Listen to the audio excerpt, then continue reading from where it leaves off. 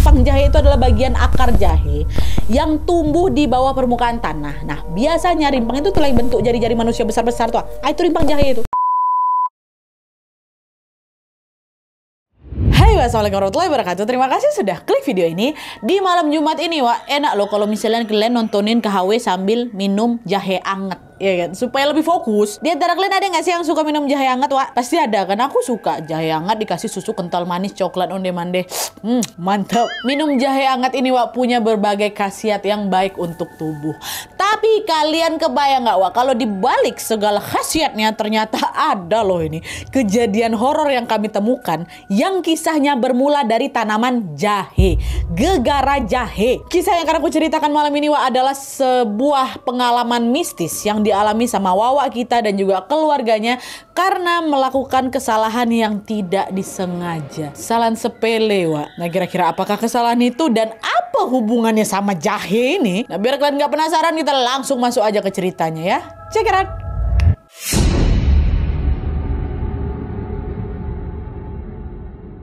Oke, jadi kisah yang aku ceritakan malam ini dikirim sama Wawa kita yang bernama Tasya dari Jawa Timur. Halo Tasya. Nah, jadi Wak, pengalaman horor ini dialami oleh Tasya dan juga adiknya pada tahun 2022 kemarin, Wak. Sekilas informasi tentang Tasya, dia ini adalah anak pertama dari 2 bersaudara. Ayahnya bernama Pak Zuhdi, ibunya namanya Bu Dita. Terus dia punya adik perempuan namanya Alma, ya.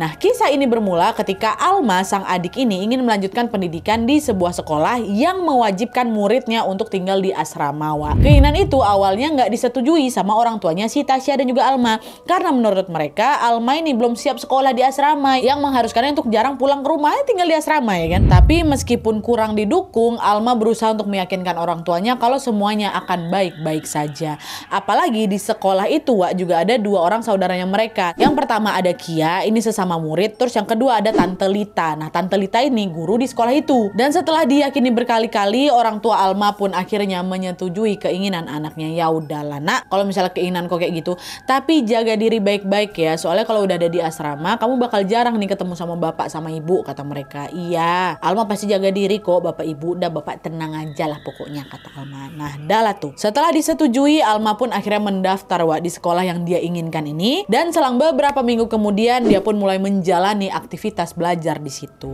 Di minggu-minggu awal sekolah semuanya berjalan lancar-lancar aja, nah dia kata Tasya. Alma cepat beradaptasi dan dia ini juga cepat bergaul dengan teman-teman barunya. Nah, hal itu tentu membuat orang tuanya Alma ini yang rasa lega lah karena semuanya berjalan sesuai harapan mereka, ya kan. Tapi sayangnya, Wak, kelancaran itu tidak berlangsung lama karena memasuki bulan ketiga Alma mulai mengeluhkan kondisi di asramanya. Ceritanya waktu itu Alma ini tiba-tiba nelpon Tasya, nelpon kakaknya lewat HP milik salah satu gurunya. Nah, by the way, Wak, selama sekolah di sana Alma nggak boleh bawa HP ya. Jadi kalau misalnya dia mau ngabarin keluarga harus pakai HP guru. Nah, di telepon itu Alma bilang kalau dia pengen berhenti sekolah, nah gara-gara dia dikucilkan sama kawan-kawannya. Nah, dengar itu Tasya nanya, loh kenapa kok bisa kayak gitu? Emangnya kamu buat salah apa sama mereka? Kata Tasya, enggak Mbak, aku tuh nggak pernah buat salah loh sama mereka. Mereka yang tiba-tiba musuhin aku, ngejauhin aku. Aku nggak tahu alasannya kenapa. Aku juga nggak tahu salahku di mana. Ya udahlah Dek, namanya juga tinggal di asrama, pasti akan ada aja gesekan sesama teman. Udahlah kamu sabar-sabarin aja lah. Dulu kan minggu depan ibu sama bapak jadwalnya mau ngejengukin kamu, kata Tasya kan. Iya sih Mbak, katanya udah pokoknya kamu sabar-sabarin aja lah dulu. Kalau kamu butuh apa-apa kabarin Mbak ya. Iya Mbak, makasih ya Mbak, kata Alma kayak gitu. Nah, setelah dia puas mengobrol dan juga berkeluh kesah sama kakaknya, Alma pun akhirnya mengakhiri telepon itu. Nah, setelah telepon itu ditutup, Tasya langsung hubungin orang tuanya dan ngabari kondisi Alma di sekolah. Pokoknya apa yang diceritain sama si Alma tadi diceritakan juga sama Tasya ke orang tuanya. Ma, tadi Alma cerita gini, kata si Tasya. Nah, khawatir terjadi hal yang tidak diinginkan, nggak jadi nunggu minggu depan, Wak. Besok harinya langsung Pak Zuhdi sama Bu Dita, orang tuanya si Alma ini, langsung pergi ngejenguk si Alma di asrama. Setibanya di asrama, mereka menemui Alma lah, Wak, dan langsung mengajak si Alma mengobrol. Nah, pas lagi ngobrol itu, Bu Dita, mamanya ini notice kalau ada sesuatu yang janggal, Wak, sama anaknya, sama Alma.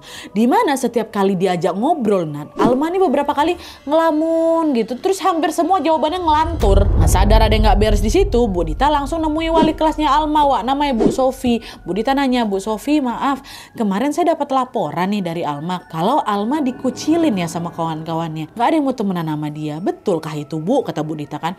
Oh gini Bu, mohon maaf bukan dikucilin yang gimana-gimana banget kok. Alma ini kan orangnya cukup tegas ya, cukup keras yang saya lihat. Mungkin ada beberapa temannya Alma yang ngerasa kurang nyaman sama dia. Tapi Bu tenang aja, nanti saya coba pertemukan lah mereka. Saya coba ajak mereka untuk baikan, kata Bu Sofi.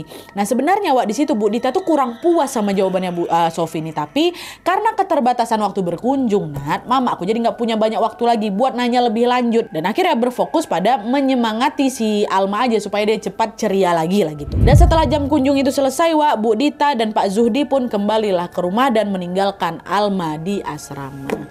Sesampainya di rumah, Bu Dita cerita ke aku, cerita ke Tasya tentang keanehan si Alma tadi, Nah, Tasya ini jadi ikut kepikiran lah. Di situ Tasya inisiatif ngubungin si Kia. Ingat kalian sepupu mereka yang juga sekolah di sana juga nih. Dia ngubungin si Kia buat nanyain keadaan adiknya. Nah, di situ Kia baru cerita kalau beberapa hari yang lalu Mbak Alma ini baru aja diganggu sama teman sekamarnya. Nama kawannya ini Vira. Jadi ceritanya waktu itu nggak ada angin, nggak ada hujan. Si Vira ini tiba-tiba naruh dupa di kolong kasurnya si Alma itu. Nengok itu ditegur lah sama si Alma kan.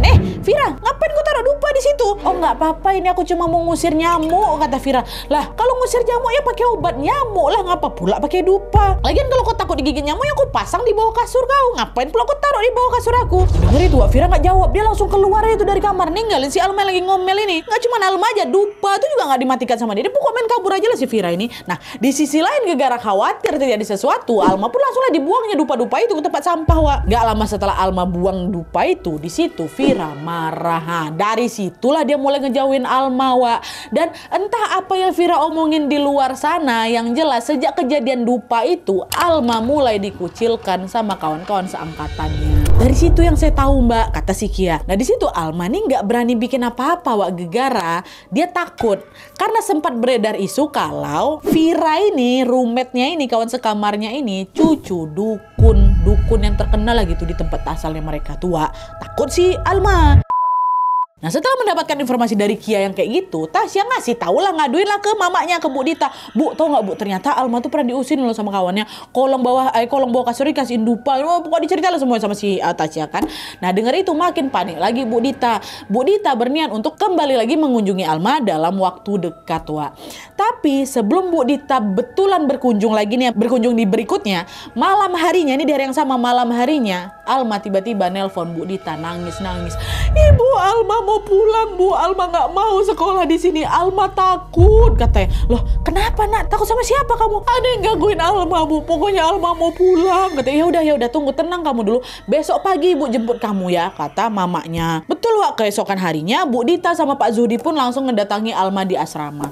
Sesampainya di sana Alma nangis, bahkan histeris, dia minta berhenti sekolah. Nengok Alma yang nggak pernah sehisteris itu nangisnya, mau nggak mau mereka akhirnya nurutin permintaan Alma untuk berhenti sekolah, nggak ngelanjutin sekolah di sana. Balik mereka, udah dipujuk sama pihak sekolah Nadia, udah dipujuk juga sama orang tua aku, tetap nggak mau si Alma nih, ketakutan, dia histeris, nggak pernah ya deh aku kayak gitu. Maka itulah betulan balik. Sesampainya di rumah, lagi-lagi Alma kembali bersikap janggal, dimana dia tiba-tiba nggak mau ngomong adik aku Nadia, dan dia tentu juga nggak mau berinteraksi sama orang, terus ngurung diri aja di kamar lebih seringnya. Nah lihat perubahan itu, Tasya sebagai kakaknya yang ngerasa kasihan juga lah, khawatir juga, ngapa adik aku kayak gini nih. Dan untuk hibur adiknya, pada suatu malam nih, Tasya ngajaklah si Alma untuk keluar kamar untuk nunggu anak-anak kecil yang mau ngaji di rumah kami. By the way, Pak Zuhdi sama Pak Dita pula Bu Dita ini di waktu malamnya, mereka ngisi kekosongan dengan ngajar ngaji buat anak-anak kecil. Yolah deh, yuk kita tunggu adik-adik ngaji datang yuk, kata si Tasya kayak gitu.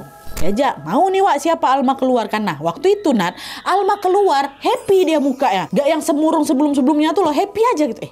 Kena nih, mau dia nih gitu. Padahal cuma diajak untuk nunggu adik-adik ngaji gitu kan, Pas mereka lagi nunggu adik ngaji nih, tiba-tiba mati lampu, ya kan, mati listrik. Nah karena situasi tidak memungkinkan untuk mengaji, Pak Zuhdi pun meniadakanlah kegiatan mengaji malam itu dan menggantikannya dengan kegiatan mendongeng. Karena anak-anak juga udah keburu datang semua, dibanding suruh pulang ngedongeng lah ini Pak Zuhdi. Pak Zuhdi waktu itu mendongengkan kisah tentang para sahabat Nabi, Nah waktu itu cuma diterangin sama Lilin aja lah, dia seadanya.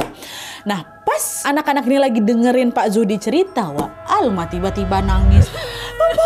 Bapak dia di sini, Pak, dia di sini katanya. Apa nih? Kamu kenapa nak? Siapa dia? Di situ Alma nggak jawab, nak. Dia nggak ada, dia megangin kepala. Dia di sini, dia di sini, dia di sini kayak gitu. Nah, sadar ada yang nggak beres, Pak Zuhdi pun langsung membawa si Alma ke rumah saudaranya, Wak, rumah Pak De Jono namanya. Tinggalnya pas pula di seberang rumah aku memang, Nat. Nah, pas sudah nyampe rumah Pak Jono, Wak, si Alma nangis makin kencang lagi. Dia terus lagi mengulang kalimat, dia di sini, dia di sini, dia di sini gitu. Nah, melihat kondisinya Alma, Pak De Jono yang juga memang peka sama hal-hal kayak gitu, tiba-tiba istighfar, Wak. Astagfirullahaladzim, waktu datang Alma datang nih. Astagfirullahaladzim. Zudi, dia ini masuk sama Alma nih.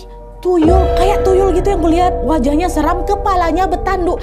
Dan sekarang dia lagi berputar-putar di sekeliling Alma. Kata si apa nih Bapak D nih, Wak. Dengar itu kami semua kaget lah, dia merinding. Gak bisa jadi-jadi, kata Tasya, kan mama juga ada di situ. Mereka nggak nyangka kalau Alma ngalamin kejadian mistis itu. Apalagi selama ini mereka tuh kenal Alma ini memang anak yang normal-normal aja, bukan Indio. Dan supaya si sosok itu menghilang, Wak, Pak De Jono pun memberikan segelas air yang sudah didoakan sama dia.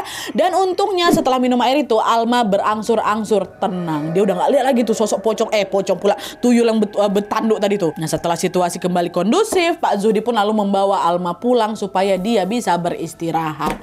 Nyampe di rumah, Wak, Alma tiduran tuh di kamarnya sambil ditemani sama bapak dan ibu. Aku tidur ke ruang tamu, kata si Tasya. Nah, awalnya semua normal-normalnya udah bisa tidur, udah bisa istirahat gitu kan.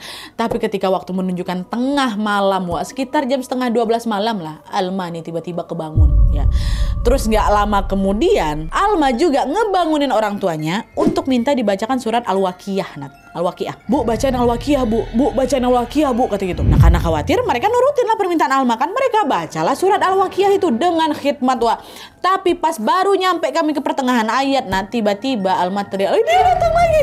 Dia datang, Bapak, Ibu, tolong, dia datang lagi. Nah, sadar ada yang nggak beres. Mereka bertiga pun baca Al-Waqiah ini dengan suara yang lebih kencang lagi. Makin suara kami kencang, nah dia teriakan Alma makin lantang. Dia datang lagi, dia datang lagi, kata kayak gitu. Nah, nggak lama Pak Zuhdi inisiatif, Wak, dipijat-pijatnya kakinya Alma supaya dia berhenti teriak. Pak Zuhdi itu punya inisiatif kayak gitu, lantas tengok dari mana kan dipijat ini jari kaki si Alma. Niat ya kayak gitu. Nah, pas baru nyentuh kaki Alma, Wak, tiba-tiba badan Pak Zuhdi bergetar, matanya putih semua, dan dia langsung mengepalkan tangannya seolah-olah mau ngantam badannya si Alma, Wak. Tuh lihat. Pak Zuhdi ya, bukan Alma. Nah, ngeliat kejadian itu, istrinya Bu Dita langsung ngalah, kesurupan suami aku. Pak Zuhdi yang kesurupan, Wak. Bapak istighfar, Pak, istighfar, jangan pukul Alma, katanya. Nah, nengok bapak yang kesurupan, Tasya langsung keluar lah minta tolong bantuan Pak Jono, ya kan. Diketok-ketok nggak keluar Pak Jono. Nah, dia pergi, aku lagi ke rumah saudara-saudaraku yang lain, ketok-ketok nggak ada juga. Karena memang kan mereka satu komplek itu saudaraan semua, Wak. Iya, tengah malam masih tidur kan mereka semua. Akhirnya Tasya panik kan, teriak dia, Pade,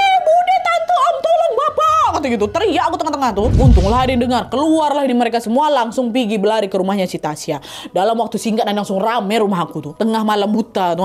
Bersama dengan itu Pak Zuhdi masih kesurupan, Wak, di dalam dan masih macam berusaha buat mukul si Alma tuh loh. Nah, lihat itu Pak Jono ada juga datang di sana kan. Pak Jono langsung ditahannya badannya Pak Zuhdi, tapi nggak kuat di situ Pak Jono. Macam berat kali katanya badan Pak Zuhdi nih, Wak. Keluarga-keluarganya juga bantu tuh untuk megangin Pak Zuhdi kan, tapi lagi-lagi tetap nggak bisa. Kuat kali badannya. Ada kali 10 laki-laki dewasa yang megangin bapak aku, nah dia nggak bisa, nggak kuat semua ya. Terus waktu lagi ditahan kayak gini, Wak, sama semua orang laki-laki di situ lah, tiba-tiba Pak Zuhdi ngomong, Isun ya Isun, Riko ya Riko.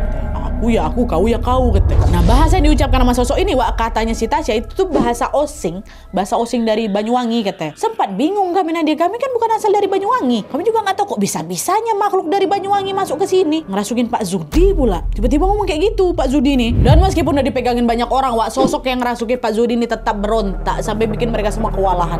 Aduh, nggak bisa nih, nggak sanggup aku. Pak Jono kan nggak sanggup kan.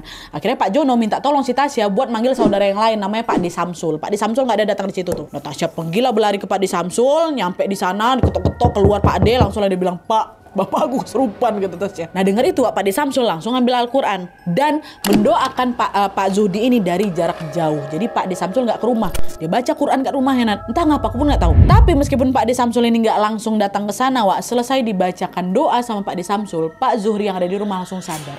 Ya, alhamdulillah sadar, dan situasi di rumah mereka pun berangsur-angsur kondusif, udah nggak sehuru hara tadi lah pokoknya. Meskipun situasi sudah dirasa cukup aman, Pak De Jono bilang kalau jin yang merasuki Pak Zuhdi ini masih ada di sekitar sana untuk kembali ngeganggu Alma. Ya, jadi dia cuma keluar bentar, tapi dia masih berkeliaran di situ. Nah, Pak De Jono bilang kalau sosok ini badannya tinggi, bukan tuyul, Wak, badannya tinggi, besar, bertelanjang dada, dan dia memakai sehelai kain untuk menutupi badan bagian bawahnya, kata dia. Selesai menjelaskan tentang ciri-ciri sosok itu, Pak De Jono juga meminta semua orang yang ada di sana untuk membaca surat Al-Waqiah, Wak, untuk menangkal si gangguan jin ini. Baca semuanya, kata Pak De Jono kan. Nah pas baru ngebaca sampai pertengahan ayat, sama kayak tadi lagi, tiba-tiba Alma histeris.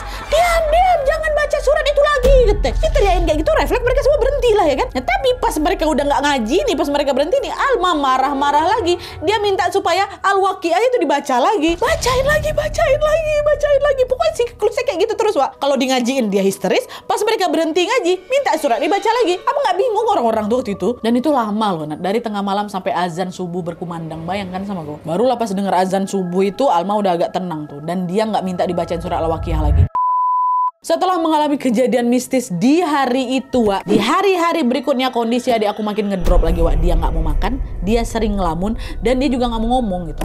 Di titik ini keluarga kami nganggap mungkin siapa ini kena guna-guna lu sama orang. Dari situlah lalu mereka melakukan berbagai cara untuk bisa mengobati Alma, Wak. Mulai dari bawa dia ke rumah sakit, ngajak dia konsultasi, ngebaca Al-Quran, sampai kami pasang daun kelor, pasang bambu kuning, ngedatengin orang pintar, semua yang kami lakukan, Nat. Tapi semua upaya itu belum membuahkan hasil juga karena Alma ini masih tetap dengan kebiasaan anehnya tuh loh, Wak. Sampai akhirnya tibalah masa dimana Pak Zuhdi ketemu lagi sama orang pintar namanya Pak Mukhtar. Nah di situ Pak Mukhtar ini menyarankan Pak Zuhdi untuk bersedekah supaya Alma ini cepat pulih katanya. Tapi yang disedekahkan itu bukan uang, bukan harta, Wak, melainkan berupa 3 makanan, yaitu bubur ayam, bubur sumsum, sama air kelapa. Nah konon katanya, kata Pak Mukhtar ini ya, ketiga makanan itu adalah simbol makanan untuk orang yang lagi sakit. Pak Mukhtar minta orang tua kami bersedekah itu, nah dia untuk menjadi wasilah kesembuhan Alma lah gitu, Wak. Dan ternyata betul pula. Gak lama setelah sedekah rutin itu, kondisi Alma akhirnya membaik. Dia udah gak pernah lagi tuh teriak-teriak, dia udah gak pernah lagi nengok-nengok hantu, nah dia mau makan. Pokoknya udah balik normal gitu, alhamdulillah ya nih. Bahkan Alma juga udah mulai mau pergi ke sekolah lagi nih, macam dulu. Kesembuhan itu tentunya membuat orang tuanya, membuat aku juga lega, Nadia. Tapi kembalinya Alma ini bukan berarti gangguannya juga selesai sampai di sini, ya. Karena selang 1 tahun kemudian Alma balik lagi bertingkah janggal, Wak, sama macam sebelum-sebelumnya. Jadi ceritanya suatu malam pas lagi tidur di rumah, Wak, Alma ini kebangun gegara. Dia dengar suara wanita ketawa tepat di telinga dia. Takutlah si Alma kan. Alma bangunkanlah mamanya. Mama temeninlah aku tidur gitu katanya. Nah setelah kejadian mendengar suara itu, secara tiba-tiba Alma ini, Wak, jadi sering kesurupan. Dan seramnya lagi, sosok yang ngerasukin Alma ini wujudnya beda-beda. Kadang masuk anak kecil lah dia, kadang nenek-nenek, kadang laki-laki dewasa. Pokoknya ganti-ganti terus lah, Nat. Nah, selain sering kesurupan, Wak, Alma ini juga mengajukan permintaan-permintaan yang nggak biasa sama mamanya. Pernah suatu hari Alma ini minta mamanya untuk membuang semua boneka yang ada di rumahnya. Ini permintaan nggak biasa, Wak, karena Alma tuh suka boneka dari kecil. Nah awalnya mama ini mikir kalau hal itu cuman keinginan sesaat aja kan. Alhasil bukannya dibuang sama Mak Dita, Bu Dita ini malah disimpannya boneka-boneka itu di kolong kasur.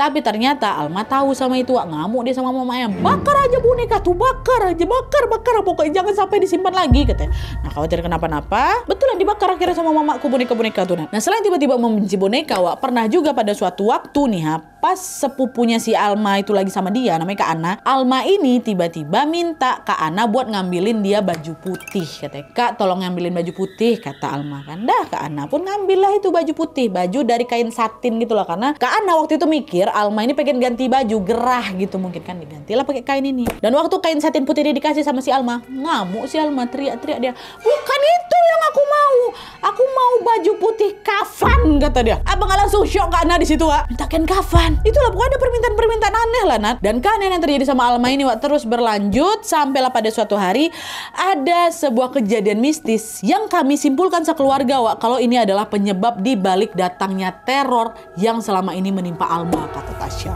ya. Jadi ceritanya, siang itu Alma ini lagi duduk-duduk, Wak. Lagi duduk-duduk santai lah bersama keluarganya. Ada mamanya, ada Pak D-nya, ada Budenya, semua lagi ada di situ. Nah pas lagi duduk-duduk santai ini, tiba-tiba Alma kesurupan dia kan. Dan kali ini yang ngerasukin Alma itu nenek-nenek, Wak. Nah sosok nenek-nenek, Wak, ketawa. Dia ketawa terus dia ngejek. Terus gak lama kemudian si sosok ini bilang, makanya jangan ganggu kalau nggak pengen diganggu, kata si sosok ini. Ditanya sama Pak De Jono, kamu nih siapa? Emangnya ponakan aku ini ngapain? Ngapa kamu ganggu dia terus? Udah keluar kamu sekarang. Bocah kurang ajar, dia udah ngerusak rumahku, makanya aku ganggu dia. Kata gitu. Mak Dita nanya, emangnya rumah apa yang udah dirusak sama anakku? Terus mau kamu tuh apa? Cabut dan kembalikan rumahku ke tempat asalnya. Jangan sekali-kali kalian pindahin lagi. Katanya, cabut rumahmu? Maksudnya apa nih? Rumahmu di mana? Nah, waktu ditanya kayak gitu, Wak, sosok tuh diam, nggak mau dijawab pertanyaan tadi itu. Yang ada dia malah mengucapkan kalimat-kalimat ancaman gitu loh untuk si Alma. Nah, nggak nyerah di situ, Mak Dita dan juga keluarga terus tuh, Wak, ditekan ya kan, dia berupaya lah itu untuk mengajak si sosok ini berkomunikasi untuk kasih tahu di mana rumah kau gitu kan. Nah, setelah didesak, Wak, akhirnya sosok ini mau buka suara. Itu lama tuh kata si Tasya, lama akhirnya dia baru buka suaranya. Udah marah-marah dulu, dia apalah kayak gitu. Nah, barulah akhirnya dia kasih tahu lah itu awal-awal mula kenapa akhirnya dia mau ngeganggu si Alma. Nah, jadi Wak, si sosok nenek yang merasuki si Alma ini ternyata ada di dalam rimpang jahe yang dicabut sama Alma dari lahan sekolah, lalu dia tanam ke media yang berbeda. Ya, nggak salah dengar kan, Wak.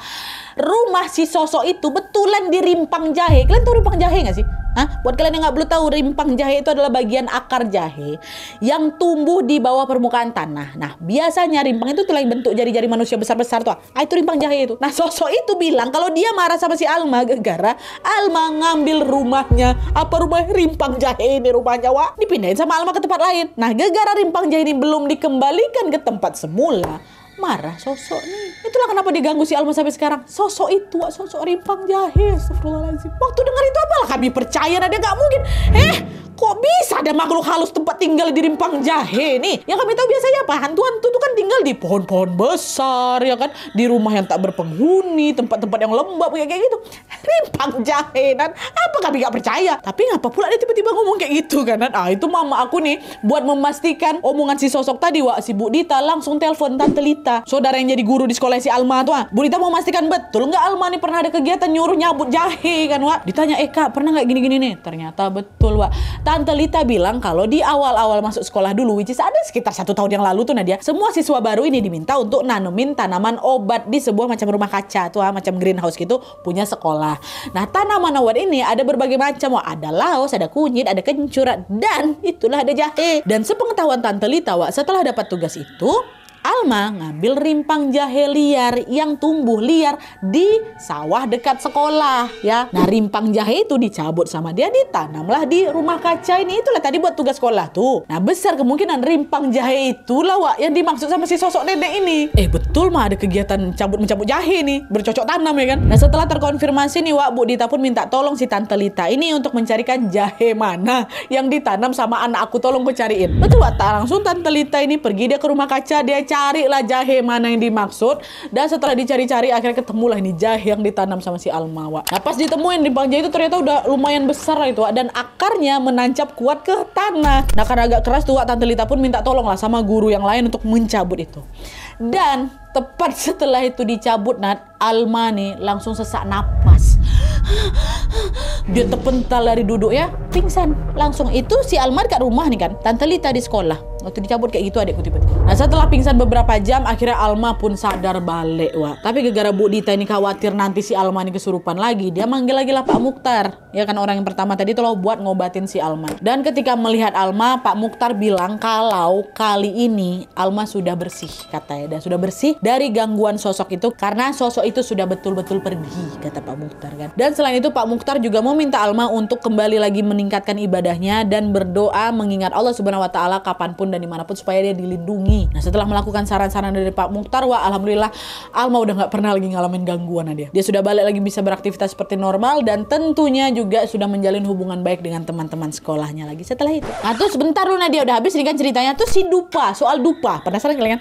Soal dupa yang dibakar Vira tuh tujuannya buat apa, Nat? Nah, sebenarnya, Wak, kata Tasya, alasan kenapa si Vira naruh dupa dekat kolong kasur adik aku nggak diketahui secara pasti sampai sekarang, Nat. Tapi yang jelas kejadian Vira naruh dupa dan juga menghasut kawan-kawannya itulah yang menjadi awal mula Alma nih ngerasa sedih, ngerasa murung, sering ngelamun ya kan. Sampai akhirnya dia dengan gampang dirasuki lah sama sosok penghuni rimpang jahe yang memang udah dasarnya marah sama dia. Jadi bisa dibilang kejadian yang dialami sama si Alma ini saling berkaitan gitu loh, macam efek domino. Jadi Alma nih udahlah salah ya kan, salah di mata si sosok rimpang jahe itu. Terus dia sedih dijauhin kawan-kawannya, dia sering ngerasa kesepian, dia sering melamun, murung, sedih gitu. Setan masuk itu. Oke Wak, jadi itu tadi pengalaman horor yang dialami adiknya si Tasya ini. Meskipun terdengar unik ya, ada aja ya. Tapi ada pula orang ngalamin teror mistis gara-gara rimpang jahe. Dan sedikit tambahan informasi aja Wak, karena kejadian Alma kesurupan sosok penghuni rimpang jahe ini cukup heboh di sekolah ya. Akhirnya pihak sekolah pun memindahkan tanaman tadi itu ke tempat lain yang jauh dari sekolah Wak. Hal itu sengaja mereka lakukan supaya si sosok ini nggak muncul-muncul lagi lah ke sekolah, nggak ganggu siswa-siswa yang lain gitu. Dan alhamdulillah setelah mengalami teror selama lebih dari 1 tahun ini, sekarang Alma sudah sehat dan dia sudah baik-baik saja seperti sedia kala. Kita doakan semoga Alma, Tasya, Mama, Bapak, Pak Jono, semuanya lah saudara kau yang ada di sana, Tasya sehat dimanapun kalian berada. Oke Wak, jadi sekian dulu videonya. Kalau misalnya kalian juga pengen berbagi kisah horornya, boleh langsung kirim aja ke email kisahhororwawa@gmail.com. Jangan lupa sertain nomor WhatsApp sama nomor Instagram kalian supaya nanti kami gampang untuk hubungin kalian kalau misalnya kisahnya di-up di video selanjutnya. Oke Wak, jadi sekian dulu videonya. Terima kasih banyak yang sudah menonton. Kalau kalian suka video ini, klik like-nya. Jangan lupa komen di bawah untuk ide dan saran-saran untuk selanjutnya. Jangan lupa nyalain notifikasi ya supaya kalian tahu kalau upload video baru. And as always, jangan lupa untuk klik tombol subscribe supaya kalian sama-sama tahu informasi menarik dan menegangkan dari channel aku. See you next video, bye.